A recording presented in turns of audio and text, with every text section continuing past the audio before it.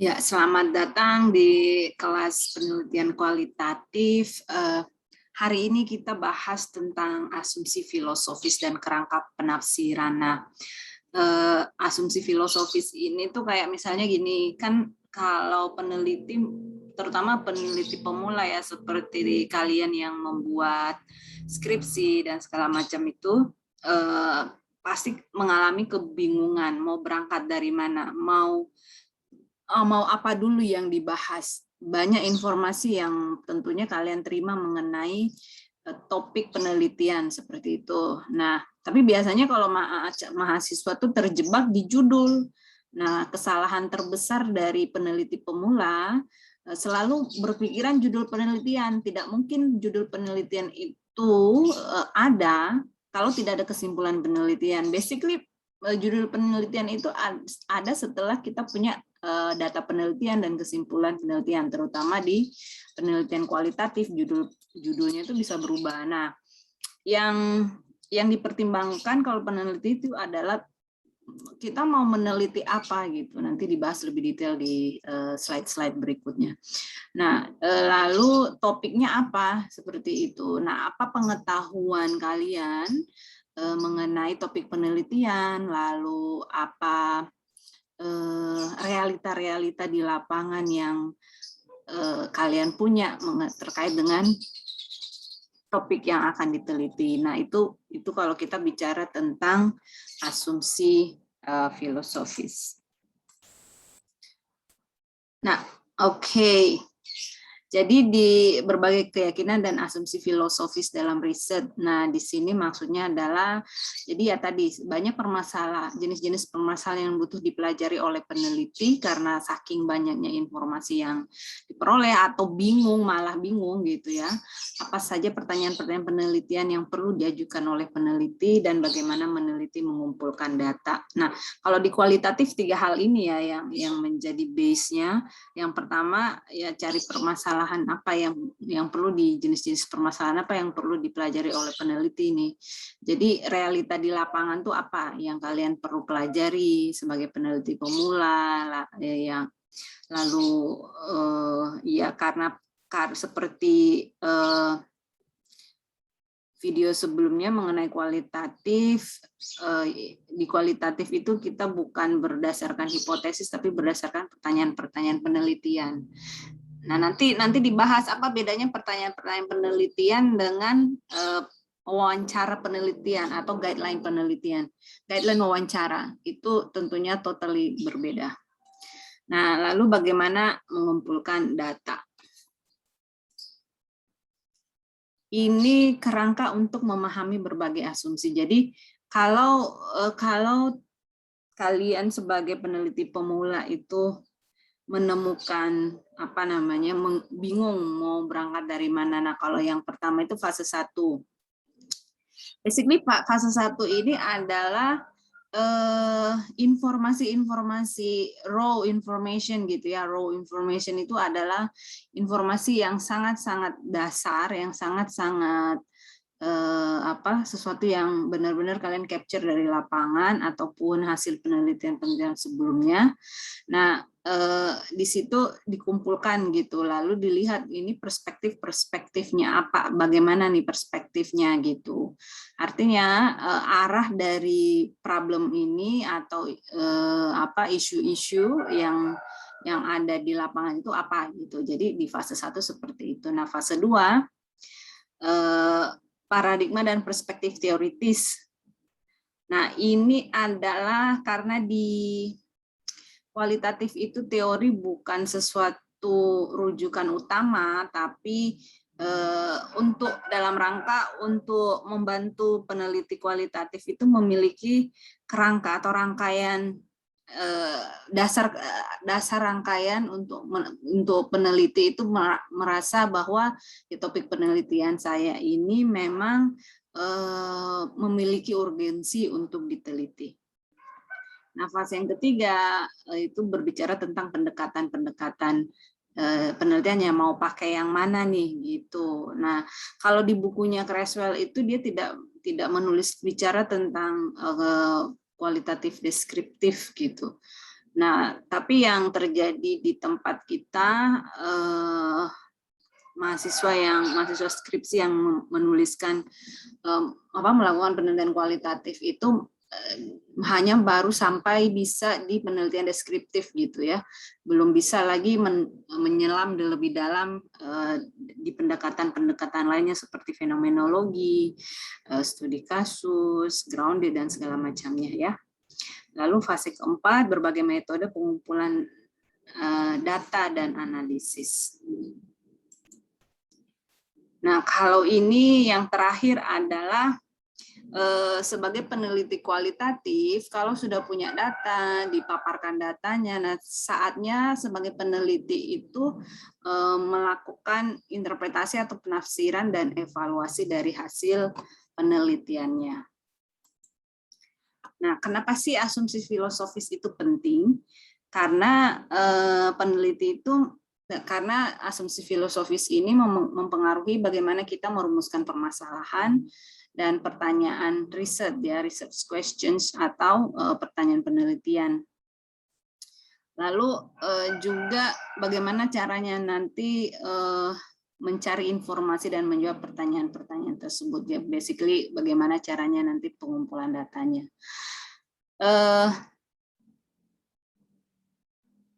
Lalu bagaimana, karena kalau asumsi filosofis ini, karena basically ada beberapa penelitian yang sudah dilakukan. Jadi sebagai peneliti sudah punya gambaran evaluasi dari penelitian-penelitian sebelumnya. Jadi opini-opini tentang persoalan-persoalan epistemologis untuk untuk membantu peneliti dalam proses penulisan hasil laporan penelitiannya atau penyusunan proposal penelitiannya.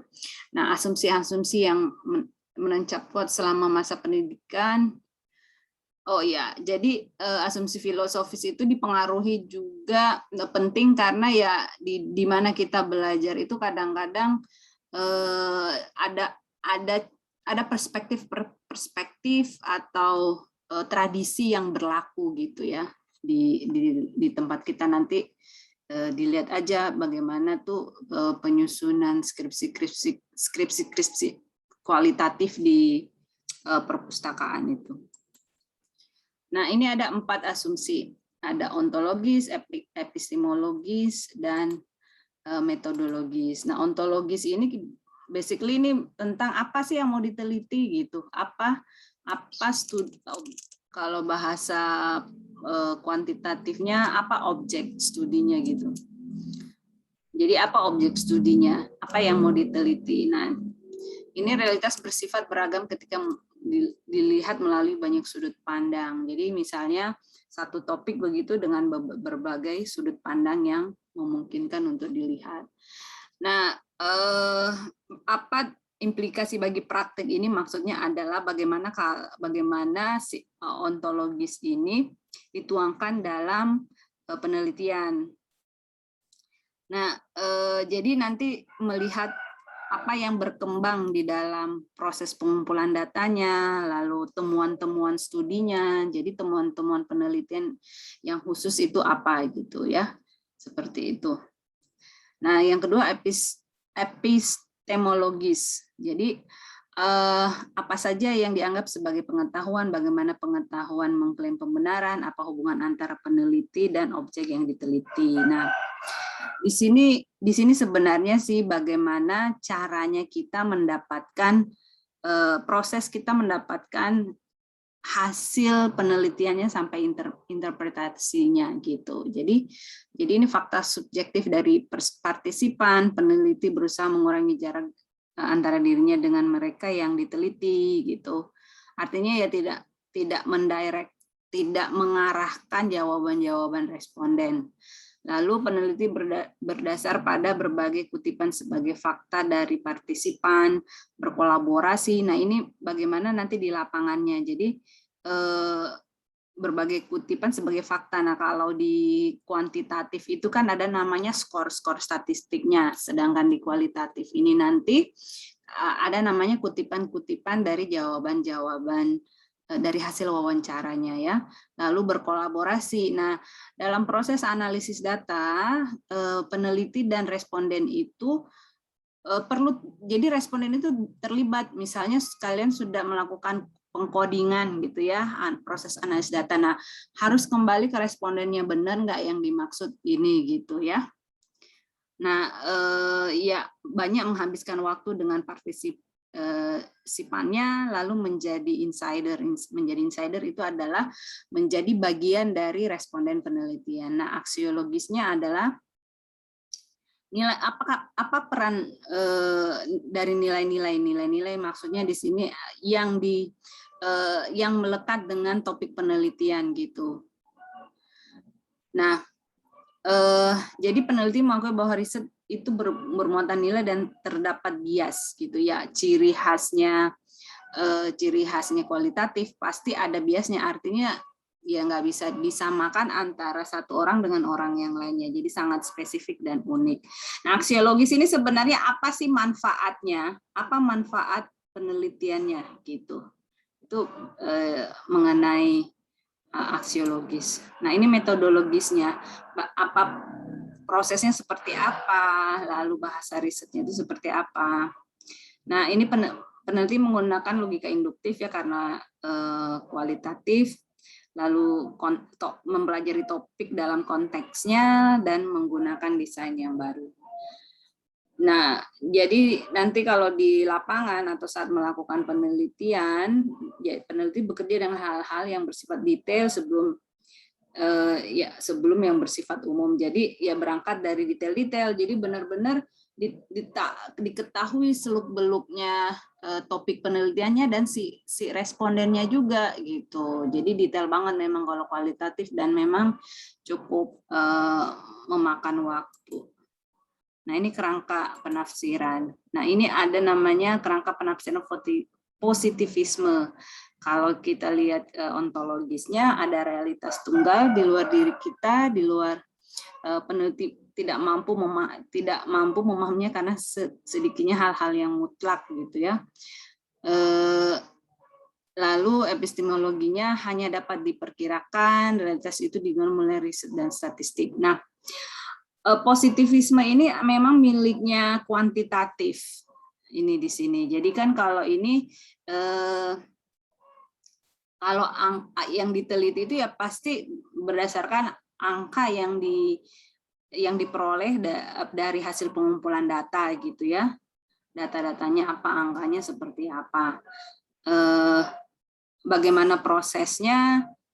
Jadi benar-benar melalui aturan-aturan penelitian yang deduktif dan merujuk pada signifikansi statistik. Nah, di aksiologisnya tidak ada bias dari peneliti dengan jawaban-jawaban responden, karena sudah yaitu tadi skalanya itu sudah dihitung, sudah banyak dihitung gitu, reliability-nya dan segala macamnya dikontrol gitu ya, item-itemnya seperti itu. Nah, metodologisnya ya ini menciptakan pengetahuan baru, metode menciptakan juga mengkonstruk teori-teori baru gitu. Nah, konstruktivisme sosial, beragam realitas dibangun melalui pengalaman hidup kita dan interaksi dengan orang lain. Nah, itu ontologisnya. Jadi kalau penafsirannya itu konstruktivisme sosial, jadi objek yang diteliti itu berdasarkan pengalaman hidup dan interaksi dengan orang lain. Ini epistemologinya ini dibangun ya. Jadi peneliti dan yang diteliti mereka memang berinteraksi yang tinggi, jadi dia membangun. Jadi peneliti berusaha memahami sudut pandang gitu, sudut pandang dari apa yang ditelitinya atau responden penelitiannya. Nah, aksiologisnya, nah di sini nanti ketemu nilai-nilai apa yang dipegang. Jadi gini, kita tidak bisa membatasi nilai-nilai apa yang dipegang si respondennya. Jadi apapun nilai-nilai yang dipegang, nah itulah yang menjadi data gitu. Kita tidak bisa ngejudge dia hitam atau putih gitu ya.